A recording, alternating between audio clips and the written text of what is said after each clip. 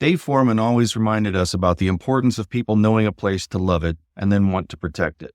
Today's guest applies Dave's reminder by spreading the word about rewilding and raising awareness and funding for rewilding projects around the globe via his company, Journeys with Purpose. The Rewilding crew took their own journey with purpose earlier this year to the Mogollon Rim in Arizona and New Mexico to scout the Mexican wolf and potential jaguar hotspot for a new Lobo National Scenic Trail proposal.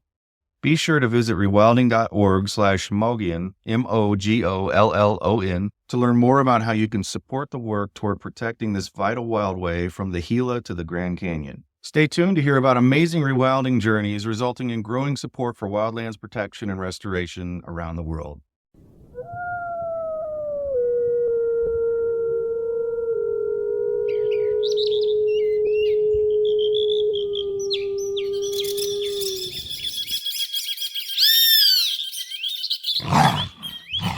You're listening to the Rewilding Earth podcast.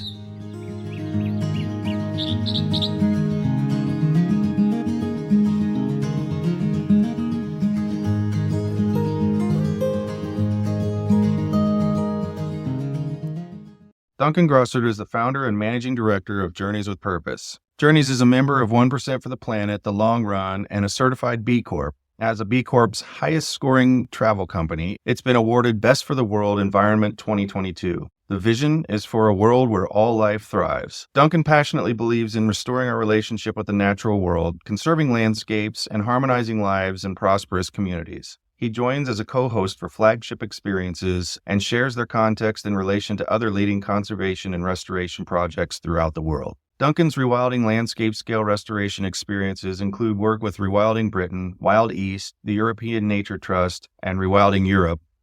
He's also a fellow at the Royal Geographical Society, Zoological Society of London, Royal Society for Asian Affairs, and Scientific Exploration Society, and he's also a published photographer. So I'm British. I'm based here in the UK talking to you now, and I'm a country boy at heart. I grew up in the countryside in the south of England, surrounded by a sort of an array of animals and so on. And also a diet of David Attenborough and Jacques Cousteau. That's what I saw as I was growing up through the TV. And that really imbibed me with a sense of the wonder of the natural world and the value of it. So I experienced that as I was growing up. I studied zoology at university in the UK, in London. And then I did a master's degree in Ireland, studying equine science and management. So horses were also part of my life as I was growing up amongst the animals I was with. And also I began to travel in my teens as well, which sort of leads us on to where I'm at with my business Journeys with Purpose. My career has really been split into two halves. So after I'd finished my graduate degrees, I had a commercial career. I had a media and photography agency that became reasonably successful with offices in the UK and Germany and America and international partners around the world. And that taught me a lot about organizational design, commerce, I suppose, value and the contrast in creating businesses, and some of the sort of the challenges or issues that obviously businesses caused as well. So I hugely enjoyed that, but I always had that pull and tug inside that I wanted to get back to my roots around my concerns, my joy of the natural world. So I sold out of my business about 12 or so years ago, and I've been involved in environmental and sustainability initiatives ever since, and most particularly around this theme of rewilding in the past 5, 6, 7 years. And that's what I've dedicated my time to. And that really originated out of some of these remarkable stories that I began to hear myself, probably beginning actually with the great work of Doug and Christine Tompkins, which you and your listeners and readers will know very well. I've become absolutely absorbed with learning and engaging with rewilding. And this is across the globe as well. And initially it was about how I could contribute with perhaps fundraisings or media or events or so on. But as I said earlier on, I've been lucky enough to travel throughout my life. And I really thought, where could I play my best role? And that was in looking at how we could create direct engagement experiences in the wild where people could learn and better understand how they can contribute to rewilding on the land and in the seas. And so in 2019, I set up Journeys with Purpose just to do this with the great support of, I think I always describe as our founding partner, Tompkins Conservation and Fundación Rewilding Argentina, where we created a trip with Christina, with her team, where we would go and visit the work in one of the parks that Doug and Kris and the teams had created. And this was Ibera in northeastern Argentina. What a great start. What a wonderful it's starting just, point. Jack, this is the stuff of legend. And I still pinch myself to think how lucky I am and the guest words to go and visit that project work where it's the creation of a brand new national park of almost 2 million acres in the northeast of Argentina, remarkable wetland that Doug and Kris had the vision to see and create with the local Argentinian partners. And of course, the iconic aspect of the reintroduction of the jaguar, which was reintroduced after 70 years of absence, which mirrors very much the reintroduction of wolves to Yellowstone, and the success in it, and learning about what made that a success. And it was fascinating sitting there with Sophia and the team. And she really boiled it down to three things. It was about local communications with people, the cultures, the communities, the municipality, the provincial government and the national government, first and foremost. And then it was secondly about, I think, marketing that message, that what they wanted to achieve over and over again. And then thirdly, about the economics of looking at how rewilding can bring people back into nature, can foster and create economic vitality within regions. It's an example of what we look to do with Journeys with Purpose, is to create these rewilding experiences with what I describe as the known heroes like Kris and her teams and so on, and also the hidden heroes. I think there are some amazing stories out there that really deserve a light to be shone on them. And that's what we do. We work with projects in South America. We liaise with organizations such as American Prairie Reserve in North America and some of the work that the Turner Properties and Ranches are doing. We work with an organization called Carpathia in Romania, in Europe, which is about creating what they call the Yellowstone of Europe. Basically, Europe's last large-scale remaining virgin forests, which contain the largest concentrations of wolves and bears and lynx and so on. And then we have partners in East Africa, Southern Africa, and just recently embarking on conversations in West Africa as well. And then looking to Asia, Australasia, and then perhaps I hope one day we can put together a climate science experience in Antarctica. So we're very much looking on a global scale. We're looking across the 7 continents. We create these flagship experiences which people can join. And then we're also increasingly doing bespoke journeys as well with requests that are coming in. And I think it's down to being very rigorous with our messaging about restoring our relationship with the natural world and the rising clarion call behind rewilding and what it can do to restore our ecosystems. And also, it's a message that people really want to hear now. It's how can people engage more, particularly the younger generation. What does this look like for participants? So the mantra we have for this in terms of our design, and bear in mind, so we sit in, if you like, the travel bucket. We're a travel company. But I always like to reiterate to people that we're a mission business first and foremost, where travel is our medium. And we are a business. I've in huge admiration that gold standard is Patagonia. I don't want to have a business and then have a foundation on the side. We want to be doing it within one organization or one enterprise. We're a mission-based business where travel is our medium.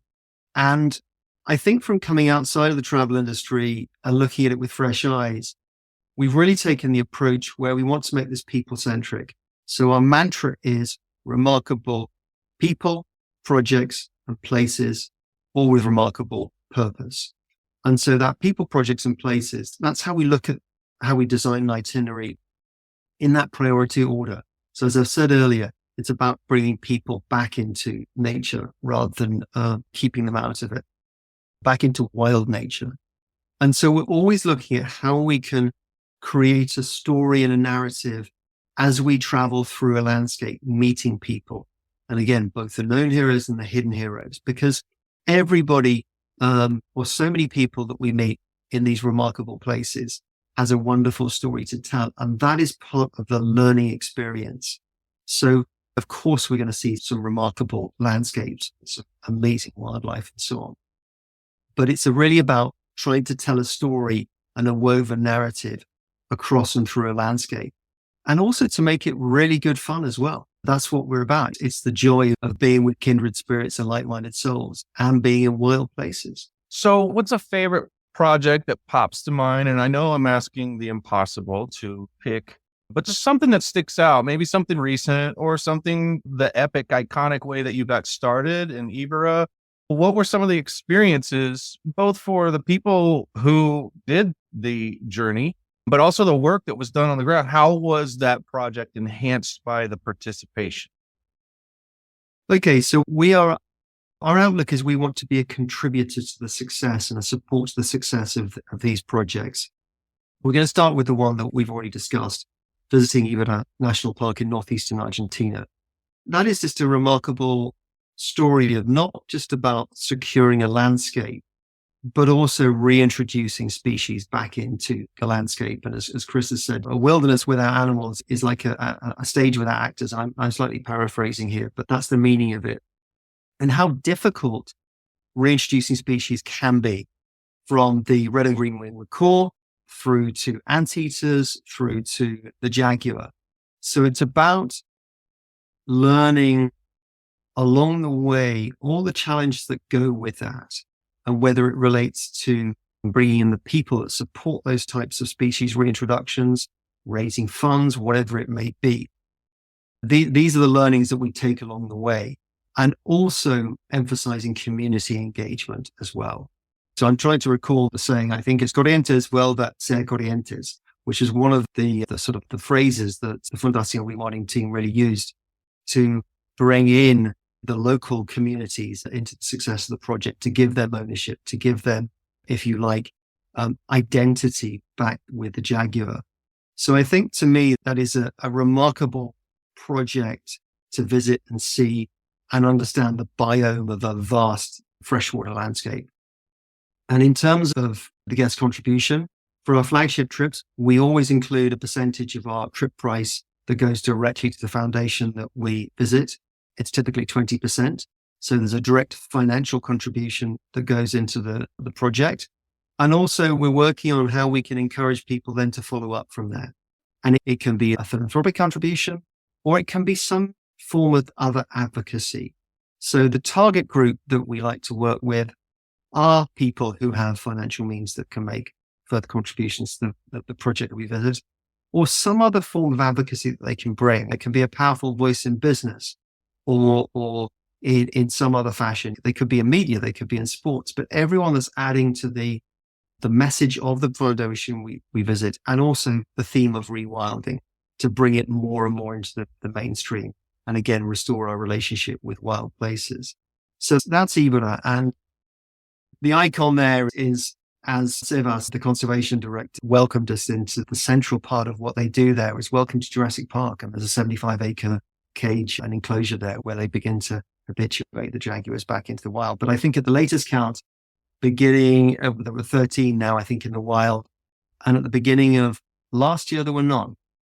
And so that's a remarkable achievement over a short period of time. They make it seem so easy when you are following them on social media. It's a lot of activity, and they really do make it look like, wow, you can just pop some jaguars out there and some macaws and anteaters. It just feels like they have such a great relationship with the municipalities, the local and larger government, that it just it doesn't appear to be as big of an issue there as it has been for the rest of us around the world. And I just love that, because I think it gives me hope that we can eventually be this productive elsewhere, even though I know what a lofty goal I've just put out there. I know it's a key word there, is hope. I think you are saying there as to how well they do their marketing and their comms. And I'll repeat what I said earlier about those three aspects of success that Sofia Eidenrund, the executive director of Fundación Rewilding Argentina, said so well to us as a group. It's about politics. It's about the local politics with the communities, the municipalities, the provincial government, the national government. And then it's secondly about marketing. And then thirdly about economics. And that's brought the success of the park to bear. But I think you also know, the teams there. The 30 years into the project work in South America, Tompkins Conservation, and the enormous obstacles that they've had to overcome to get where they've got to. As the saying goes, it's a funny thing about overnight success. It takes 20 years to get there. I love the story of Tompkins Conservation so much because it's so remarkable and it's done on such a large scale. And for me, as somebody who's come from a natural sciences background that then went into business, that then come back into, my kind of really first and true love, is that story of taking amazing corporate entrepreneurship in the North Face, in Esprit, in Patagonia, and then turning it into amazing conservation entrepreneurship and rewilding entrepreneurship. That's just the gold standard.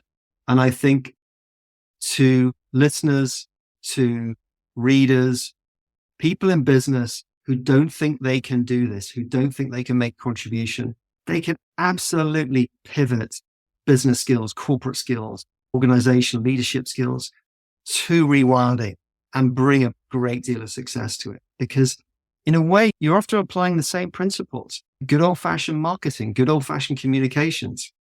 And it does work. It's just a case of persisting really hard and fast at it.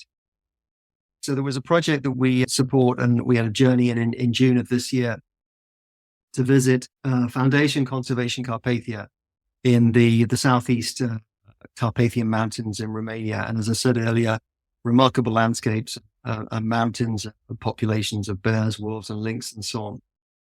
And this was a journey that was through temperate landscapes and forested areas. So it's a different biome, of course. And it's got, again, a really remarkable story of a young German couple, Christoph and Barbara Promberger, who are wolf scientists by background, starting with Christoph, who went to Romania in the early 90s after the fall of the Berlin Wall and the end of the Cold War, and discovered this amazing landscape and fell in love with it, continued with his early scientific work.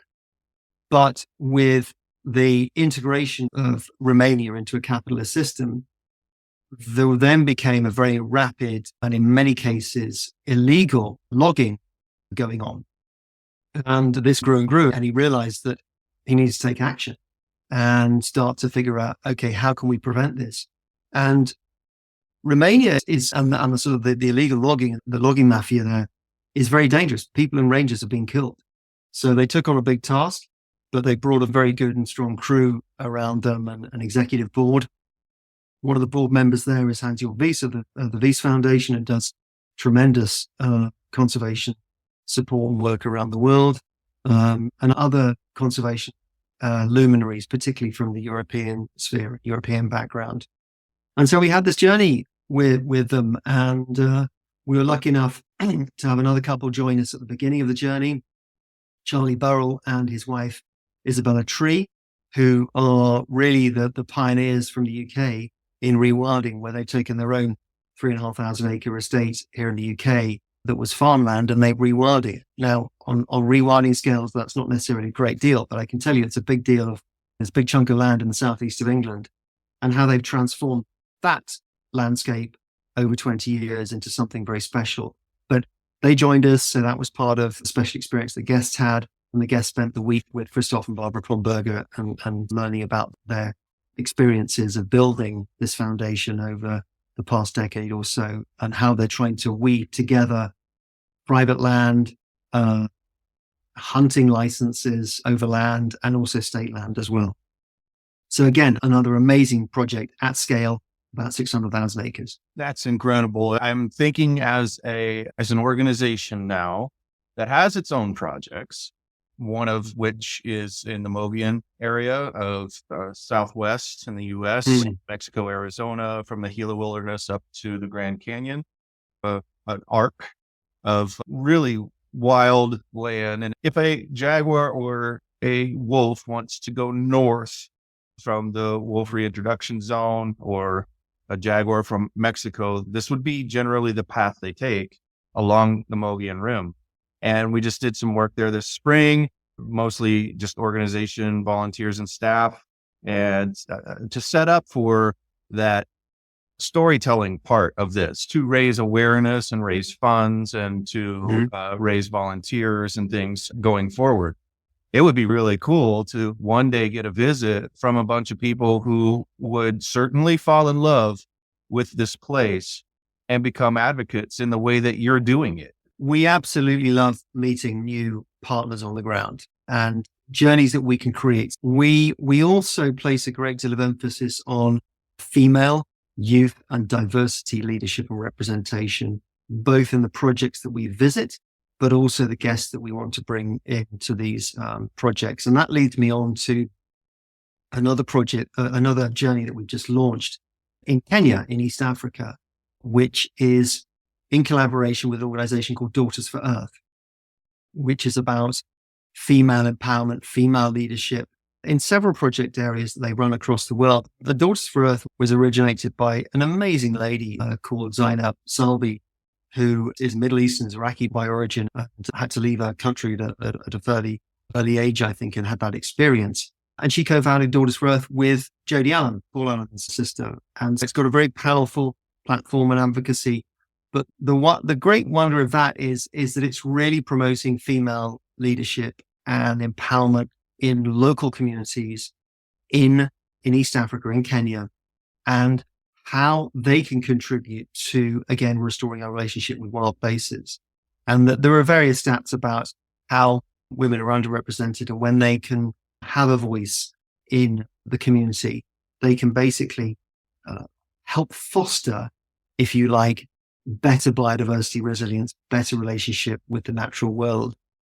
Again, that's a slightly different approach to perhaps how we've partnered with Carpathia in Romania and so on. But there's always this strong theme running through the trips that we do around rewilding and impact advocacy, and also how we look at the project partners that we would like to work with, and also the guests that we would love to bring in as well. Jack, I'd love to do something in North America. As I've said, we do have relationships with American Prairie Reserve and Turner Properties. And let's look at some of these projects that we could perhaps bring people into to help with advocacy. Because at its core, the reason why Journeys with Purpose exists is to create a community of people who can better understand, through engagement experiences in the field, how they can contribute to positive action on the ground and in the seas. I keep thinking of one of my most favorite Attenborough films, A Life on Our Planet, and his whole punchline to the entire thing was rewilding, which just, it surprised me. I didn't know that was coming, and nobody in our organization knew that was coming, and it just hit really hard. And it wasn't rewilding, and he just ended with rewilding. And as a shared hero of ours, and practically everybody who's ever seen an Attenborough film, I keep thinking as you're talking about just what this is like for you personally. Just, you've seen that film, I'm sure, and you've followed his career very closely, and now you're doing what you're doing. Is there any parallels you draw with that? Do you ever stop and think, at a place that Attenborough certainly had visited and now you're there, that you're carrying on some spirit of his work and just imagining what it was like when he was there in, say, the 70s as opposed to now? It feels like that would parallel everything you're doing pretty much. You really got me there, Jack. You've hit the bullseye, really. For many years, it was a burn inside that I held subconsciously. And that's why I talk about youth, is that we are shaped by what we experience as younger people in particular, but of course, as we go through life. And one of my early experiences as a 15-year-old was visiting East Africa myself and just seeing the marvel of the world. And what you say about David Attenborough certainly affected my life. It affected my life in the power of his media, in the power of the experiences in the wild. Very much in my own experience, I had a media and photography company. I understood the power of strong visuals, strong communications, and then experiences in the field. So, as you say, his recent book and program about his life on planet Earth and how it's divided into three aspects is really his life to date and the changes that he's seen in the natural world over that period, firstly. Secondly, then saying, if we continue for another 90 years, this is the completely likely outcome, which is catastrophic. And then thirdly, what we can do about it. And as you say, he ends with, we must rewild the world, which I don't think many people were expecting, but to come from that voice is so powerful. So he's definitely shaped my life, and others have, Jacques Cousteau and so on. And this is what I'm trying to do with my contribution, is how can we bring more people into the wild who can fall in love with the place, who can get emotionally engaged and make their contribution. Because on that point is that I'm a big believer is that we are out of tune between our head and our heart. And modern society is very left-brain driven. It's very rational driven. And I often say is we're running the planet like we're running on a spreadsheet. We can't do this. We've got to be more in tune with our intuition and our heart, not just what is tangibly right, but what feels right. And again, I think this is coming through in the sort of the younger people, the next gen, is it's just not feeling right what we're doing with our natural resources and with our planet. And how can we tune back in to what is the right thing to do? That doesn't necessarily mean there's a financial gain out of it, but it's nevertheless the right thing to do. I want to try to, if you like, play my role in helping other people find the wonder of the natural world and our engagement with it. Our founder, Dave Foreman's, one of his biggest goals was to get people to understand how important it is that people can only love a place if they know a place. And they're only going to really buckle down and fight for a place that they love. Not even that they may have just been through. A lot of people can say they've been to Kenya, but not experienced it truly. And for the length of time that it might have made that level of an impact, where they would fight for it for life because of something that happened on the ground. And you're just right in the mix of all of that. And I know Dave would really love this episode because that's what you're doing and that's what he advocated for so often. But when we talk about this, we're typically talking about it in light of generating a volunteer on the ground, pick and shovel kind of response. We're not usually talking about, and what makes this conversation different, bringing other people with the same love, but with means to places that matter and then begin to matter to them. And one of the major aspects of what we're going to need to do going forward is raise an enormous amount of money, just on a level that's never been done before for conservation. Now, of course, this is not going to fall on any one of us, but it's going to fall on governments primarily for the really huge amounts of money for all the protection. If people are going to be living up to goals like 50 by 50, and what does that mean? But you, in your way, in your organization and what you're doing to support this, it's very important that you're focusing on people who can do that part of this very important work, which is, okay, they need to fall in love with, and then if so, and they choose to do so, bring their resources to bear, different resources. Maybe they're older. They usually typically are, and are not doing the backbreaking work that I had people doing in the Sky Islands in their 20s with ripping up old Forest Service roads. But they're important, very vital to the work going forward. And you must be very proud of that. I'm very proud of them. I think people who want to spend their time and effort and energy and means and bring them to bear, that's fantastic. That's walking the walk and making a difference and making a change. And yes, I try and be practical about this. I talk about it, bringing people on board who can pull big levers, whether it be through their financial means or through some other powerful voice or advocacy. And I agree that generally wealth comes with an older demographic, but I would also say that family office wealth, the younger generation, what they call the next gen or the rising gen, they're going to be decision makers pretty soon, if not now, on where private philanthropic funds may be dedicated or in a different context, maybe the corporate world, whatever it may be. So I do hear and see a real change in attitude towards giving to the natural world. I think there are various stats given out that 3% of global giving is for the environment. And of that 3%, 10%, 0.3% is actually dedicated to conservation. And that's just got to change, because if we don't have a home and this, we're not going to have to worry about anything else. And yeah, so there is a change, and that's exciting. And it comes back to this, the storytelling that we do on the ground is not, it's always about looking at the successes and the positivity and the hope aspect as well.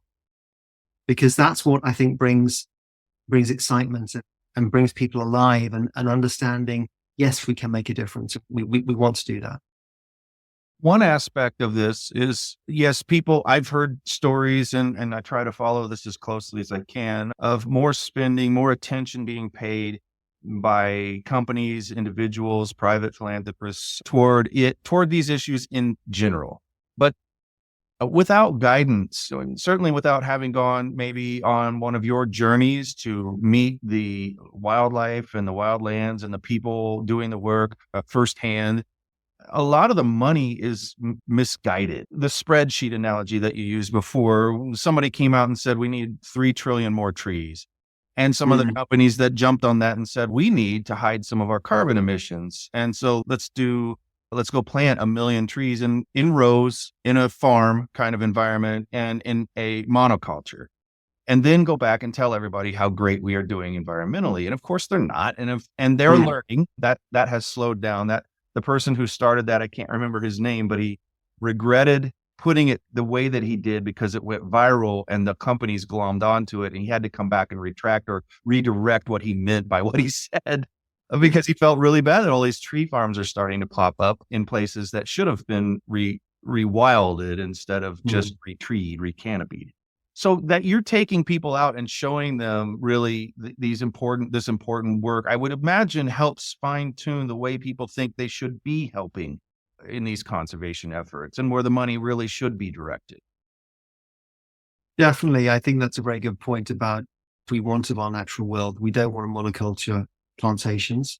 And I think it's the learning experience really is about the principles of rewilding, which is dynamic in itself, but about natural regeneration, about ecosystem engineers, about apex predators and keystone species and so on, and how it has to work together.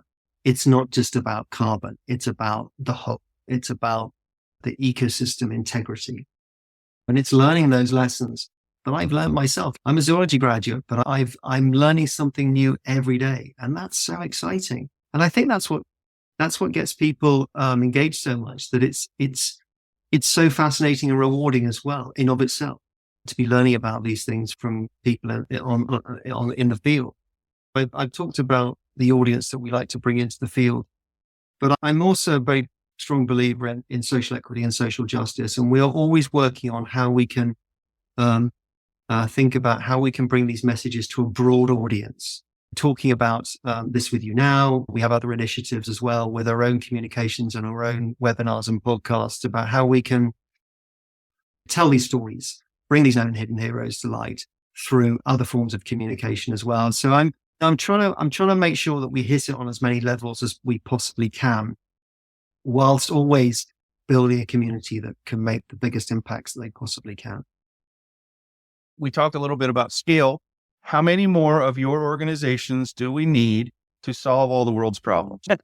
Let's just get that number out there, and I think we're done for the day. Yeah, well, as I said, I'm not a great fan of spreadsheets.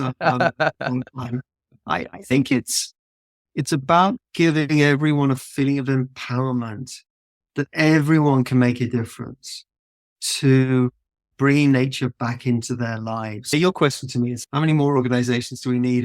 We can all contribute in our own way.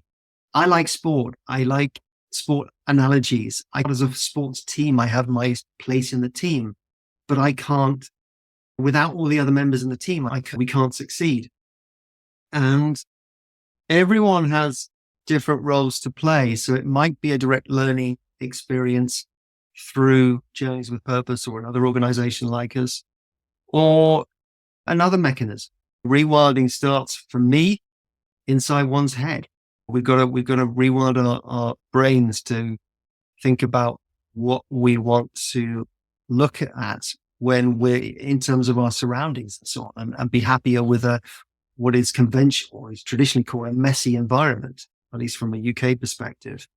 So everyone has a role to play, and everyone is empowered to make a difference, whether it's from somebody working in a 2 million acre national park to someone who has a window box in an urban environment. And urban environments are important to this. Generally, urban environments are not sprayed with glyphosates and so on, like large parts of our rural environments are. We haven't spoken about agriculture. We won't have time today, but how we look at our urban environments, how we look at our agricultural environments with topics such as regenerative agriculture, everyone can make a contribution. If we all lean on this, if we all talk on the theme about rewilding, restoring our relationship with wilder nature, and having those trophic systems in place around us, that's where we need to be aiming. And it's part of education. Put it in schools as well. Where can people interested in Journeys? I'll have your link, of course, and the extra credit, but where can people learn more? What would you like to direct people's attention to as part of our chat here today? Thank you. The best place to start is to go to journeyswithpurpose.org. And you can see there the project partners that we work with, get into more detail about the sort of the approach we take and so on and so forth. And from there, it's easy to reach out to me, to reach out to our team members and begin a conversation and a dialogue, and then look out for our social media posts as well. And any help that we can do, we'll absolutely happily will. Duncan, thank you so much for coming on the show. I've been wanting to learn more about your organization. Jack, thank you. Likewise, we follow one another. I love what you do. I'm a huge advocate for the stories that you help share and tell. And so thank you. Thanks for listening to the Rewilding Earth podcast. We do what we do because of you. This podcast is supported by listeners like you who long to live in a wilder world. Please consider donating at rewilding.org and subscribe to our weekly news and article digest while you're there. To go the extra mile, you can follow and share Rewilding Earth on Instagram, Facebook, and Twitter. Bonus points for sharing this podcast with your friends. To listen to past episodes, go to rewilding.org/pod. That's rewilding.org/pod.